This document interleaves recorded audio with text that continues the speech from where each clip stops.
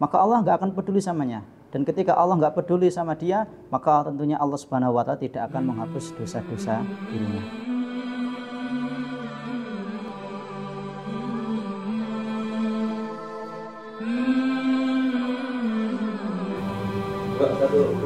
Bismillahirrahmanirrahim.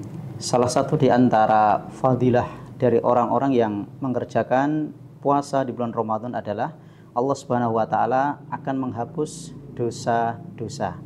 Dan dosa-dosa apakah itu? Yakni tentunya dosa-dosa kecil.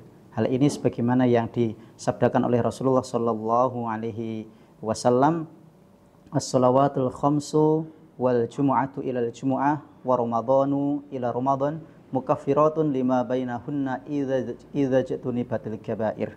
Dalam hadis riwayat Muslim, Rasulullah bersabda, antara satu solat dengan solat berikutnya, yakni solat maktubah, dan antara solat Jumat dengan solat Jumat berikutnya, antara saum Ramadan dengan saum Ramadan berikutnya, maka hal itu akan dapat menghapus dosa-dosa ketika dosa-dosa besar bisa ditinggalkan.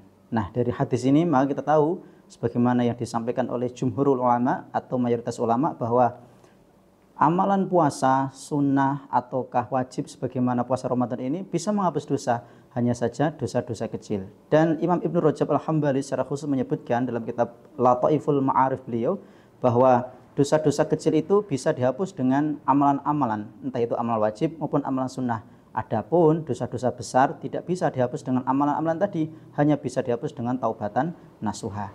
Selain daripada kita harus meninggalkan dosa-dosa, maka agar puasa kita betul-betul bisa menghapus dosa kita, maka kita harus senantiasa menjaga amalan sunnah kita selama bulan Ramadan.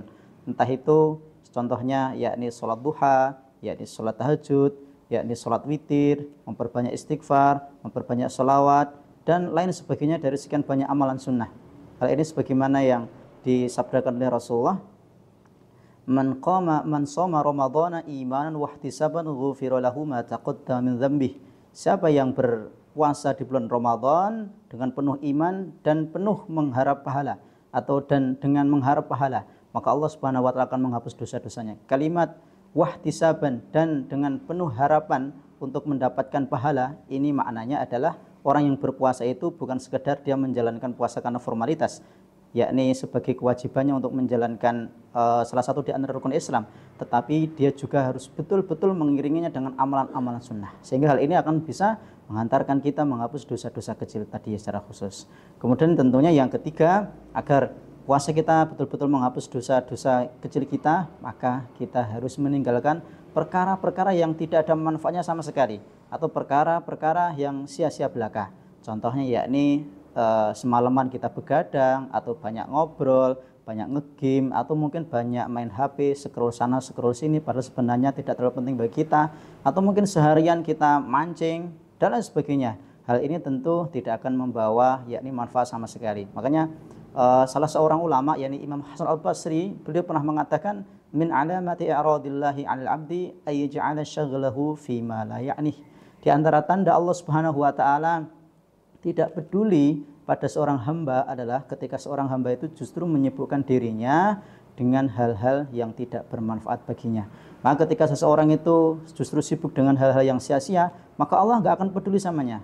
Dan ketika Allah nggak peduli sama dia, maka tentunya Allah Subhanahu wa Ta'ala tidak akan menghapus dosa-dosa dirinya.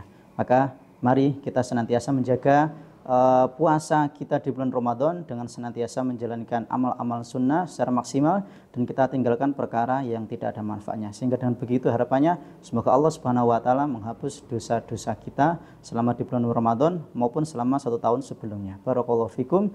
Dari kami yang ada di studio, kami ucapkan selamat menjalankan ibadah puasa dan sekaligus selamat berbuka puasa. Barakallahu fikum.